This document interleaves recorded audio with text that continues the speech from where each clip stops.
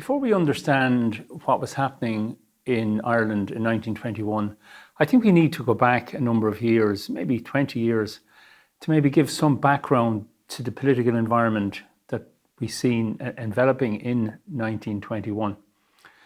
So there was two major items on the Irish political agenda in the 1880s, the 1890s, and into the early years of the 20th century. And those two issues essentially were land reform, land agitation, and home rule, which was essentially an Irish Parliament in Dublin for the first time since 1800. By 1910, the land reform issue was essentially resolved by the passing of Land Acts in 1903 and 1909. These acts essentially transferred tenants over to ownership status. Tenant farmers would at last own their land from the landlord class, from the ascendancy class. So we find by the second decade of the 20th century, from around 1910 on, we find a massive transformation in land ownership. So we find in many ways that the land issue was resolved in many parts of rural Ireland. The one thing that wasn't resolved, though, was the issue of home rule. Home rule, again going back to the days of Charles Stewart Parnell, it was again top of the agenda as far as Irish nationalist politics was concerned. But by 1910, it still wasn't resolved, despite attempts by successive British governments to solve the issue. After the 1910 election, John Redmond, then leader of the Irish Parliamentary Party, found himself in a very powerful position, holding the balance of power at Westminster. Herbert Asquith, the British Liberal Prime Minister, promised home rule.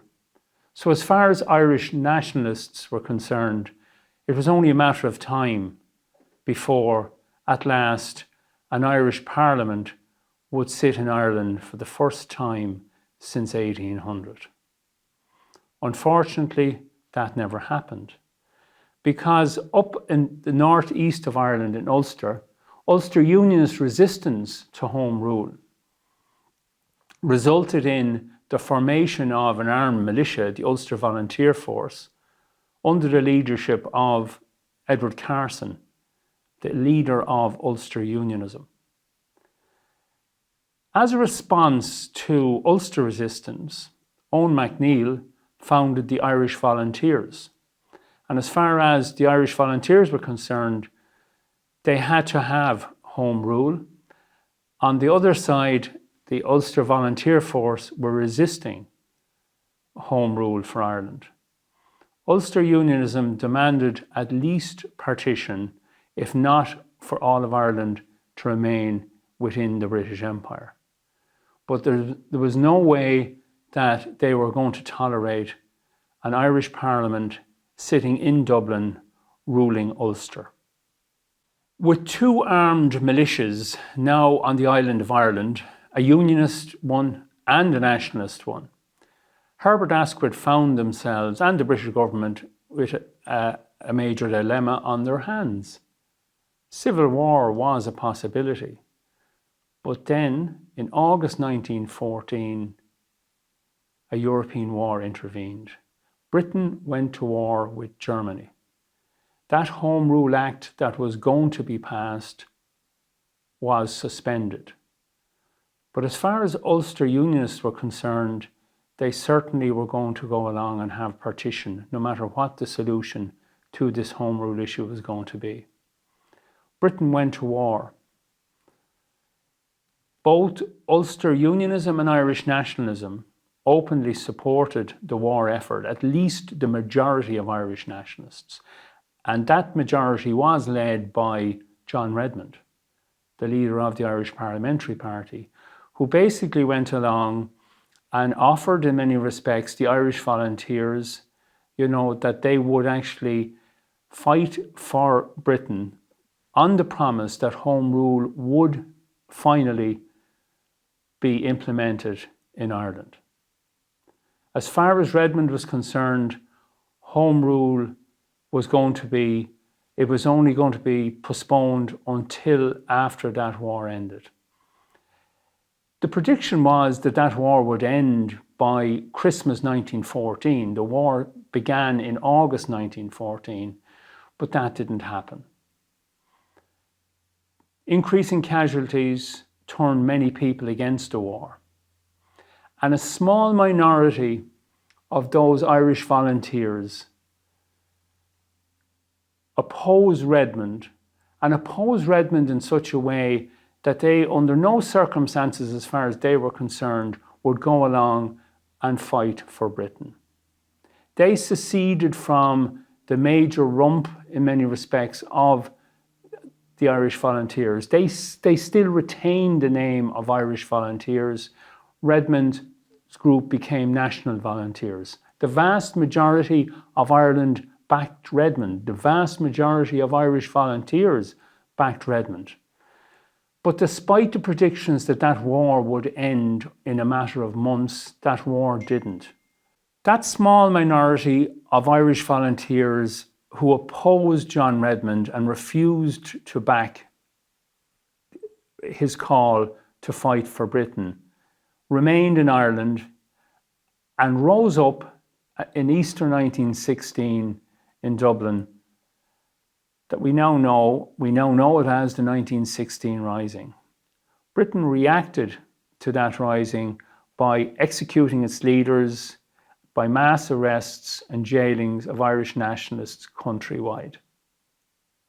In the immediate aftermath of the Rising, we detect a transfer of political allegiance by many Irish nationalists. Instead of condemning the rebels of 1916, Irish nationalists went along and started to support them. A cobbled together type of Home Rule solution was attempted in 1916, in August 1916, but that failed. And it failed in many respects on the basis of that partition would still remain, in the sense that there would be two parliaments, one sitting in Belfast and one sitting in Dublin, and that wasn't acceptable to the vast majority of Irish nationalists. By early 1917, the detainees who were jailed after the 1916 Rising were released by the British government. They came back to a different Ireland. As for the next 2 years, those leaders, including Eamon de Valera and Michael Collins and Owen MacNeill and others, went across Ireland and built a party known as Sinn Féin. Now, that Sinn Féin party was founded initially by Arthur Griffith in 1905. But by 1917, that party was a completely different party than that envisaged by Griffith in many respects, because there was different strands of Irish nationalists in that party, of various hues, different opinions in many respects, but all with one aim, and that one aim was one parliament in Dublin and an Irish Republic. So that was in many respects completely different than the type of Irish nationalism that John Redmond envisaged. The Sinn Féiners, as they became known, they became, I suppose, known for, again, a demand for a republic, not for a federal parliament remaining within the British Empire that Redmond's Irish Parliamentary Party were advocating. So we find ourselves in a situation where we had two types of nationalism. We always had two types of nationalism in Ireland, but we find ourselves with two types of nationalism: constitutional nationalism and what many historians call advanced nationalism or republicanism. Throughout 1917 and 1918, the released prisoners from 1916 returned to Ireland. They returned to a new Ireland, an Ireland that, again, was very much supporting the ideals of the men of 1916 instead of the ideals of the Irish Parliamentary Party and John Redmond. So across 1917 and 1918, Sinn Féin as a party was built up by Eamon de Valera, by Michael Collins and others.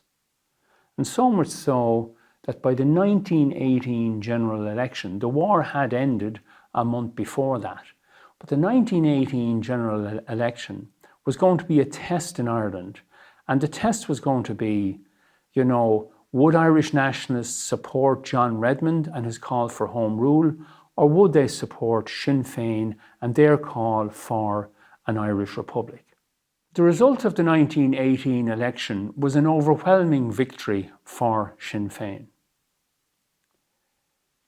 One of the major aims of the Sinn Féin party was that they would not sit, and it was a promise that they made the Irish people that they wouldn't sit in London in the House of Commons, in a London Parliament.